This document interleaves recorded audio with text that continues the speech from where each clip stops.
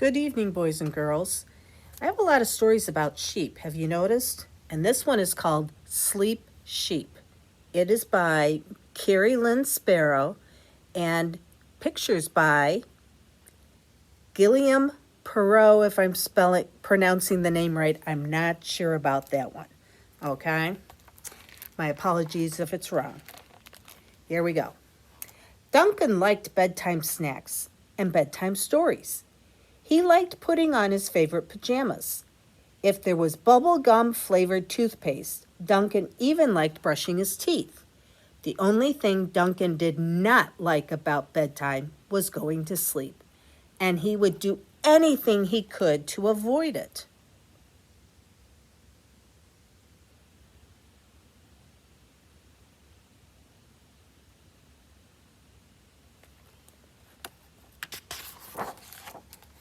Duncan was pretty sure he knew enough tricks to avoid going to sleep for the foreseeable future. All right, he's running for the bathroom. He's too hot. He needs socks. He needs a nightlight. Looks like a drink of water. What he didn't know was that his mom had a few tricks up her sleeve, too.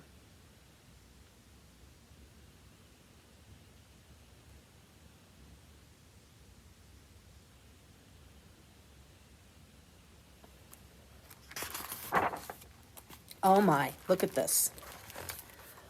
Warmer pajamas, cooler pajamas, directions to the bathroom, nightlight number 1, granola bar with raisins, granola bar without raisins, glass of water, jug of water for refills, extra blanket, 17 cuddly toys, extra pillow hard, extra pillow soft, cotton socks, wool socks, nightlight number 2, box of tissues, short books, long books, flashlight.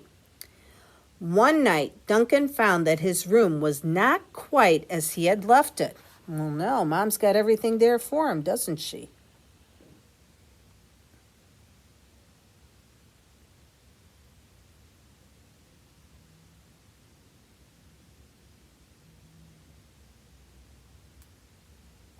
Is it going to work? Let's find out. After his favorite bedtime story, Duncan's mom gave him a hug and kiss and said, "Sweet dreams, Duncan.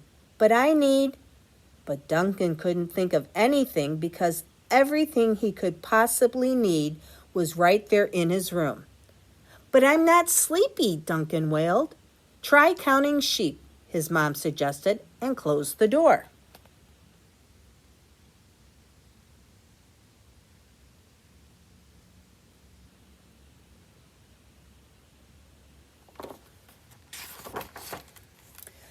Duncan took a deep breath and tried to think sheepy thoughts. 1, he whispered. To his surprise, a handsome sheep with a green number 1 on his side jumped right over his bed. Duncan rubbed his eyes. 2. Another sheep, this one wearing a purple number 2 with a matching scarf, jumped over his bed.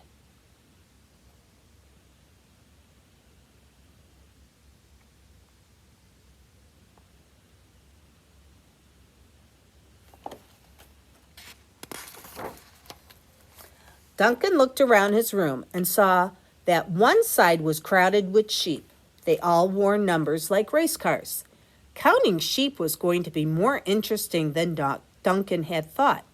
He fluffed up his pillow, pulled up his blanket, and continued.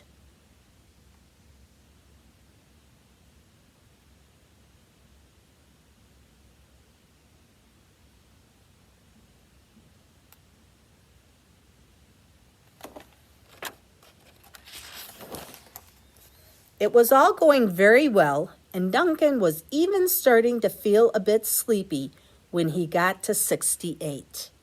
68, said Duncan. Sheep number 68 stepped into position and then hesitated. Duncan paused his counting and waited. He waited and waited and waited.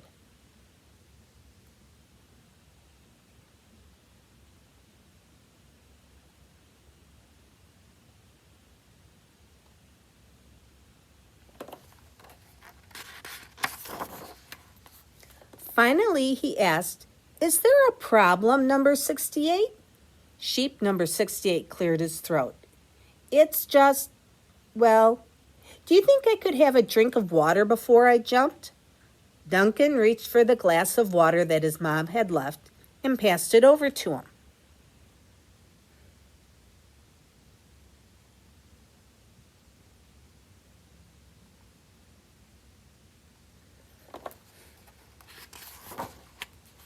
When 68 had emptied the glass, Duncan said, "Ready?" Sheep number 68 nodded. 68, Duncan said, and then waited. He waited and waited and waited, but sheep 68 didn't jump.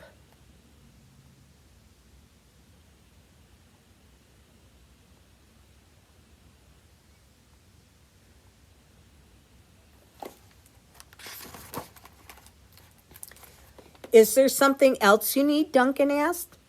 "It's just, well, after all that water, I really have to, Duncan sighed.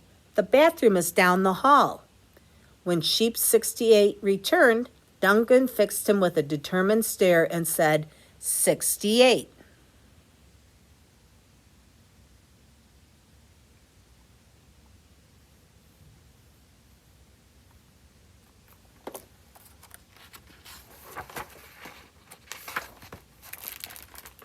Again, nothing happened.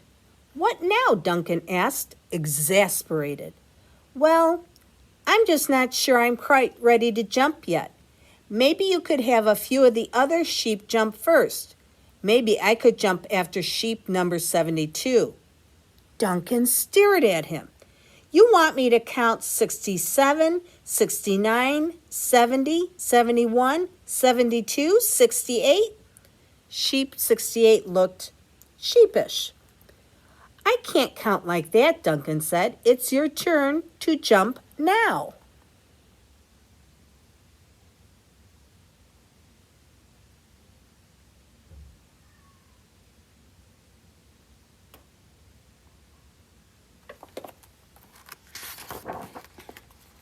Sheep 68 thought he would like a bit of a run at the bed, so the other sheep cleared a path for him, but he put on the brakes at the last second. Maybe he could use a step stool instead. No, he didn't feel comfortable about that. Maybe he should stretch first. Or perhaps borrow sheep 23's running shoes. It went on and on like this, and still sheep 68 would not jump.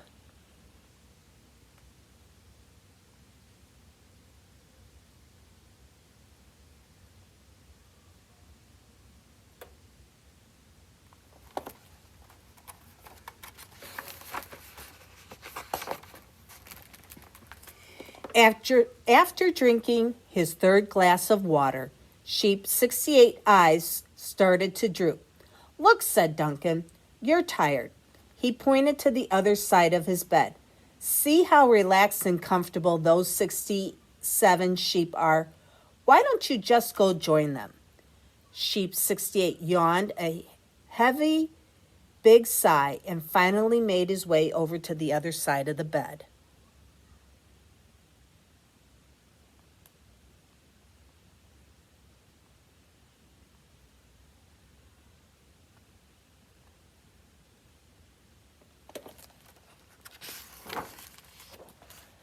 Sheep 69, in his sleekest racing suit and extra springy sneakers, looked expectantly at Duncan, but Duncan was fast asleep.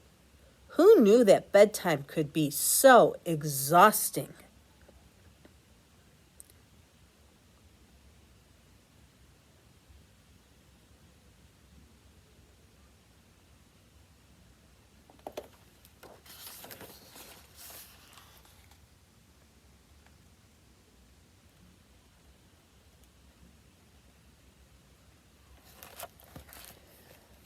Well, good night, sleep tight, count your sheep. Happy dreams. Bye now.